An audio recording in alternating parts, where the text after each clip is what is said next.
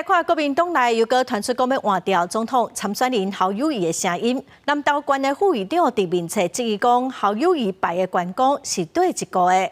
国民党的党主席朱立伦是搁再呼吁讲，要爱以大局为重。民众党的郭文地今仔是去嘉义拜访议会。另外，针对新的市长高虹安和检方起诉，今仔早起郭台铭伫中华并无回应。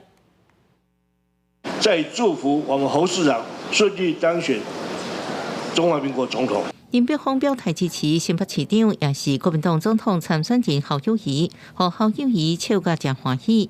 不过另外一边，党内却传出反后的声音。南投副议长潘义全13暗时伫面册质疑侯友宜的员工是倒一国的，也佫算是无情员工，佫呛后若当选一世人食菜。国民党主席朱立伦赶紧出来讲话，个人的一些恩恩怨怨或者是一些意见，最后都要化为大我为重，大家都是大局为重。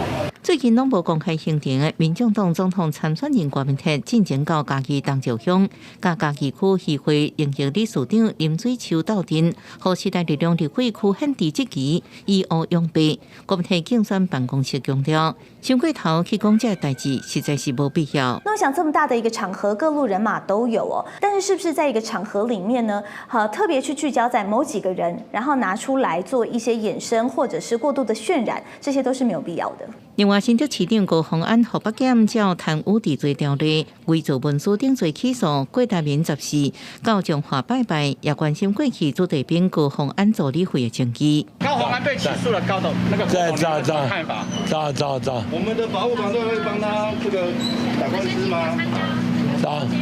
郭台铭传出可能伫8月23伫金门宣布参选总统，也和那亚甲侯友宜面临整合的大挑战。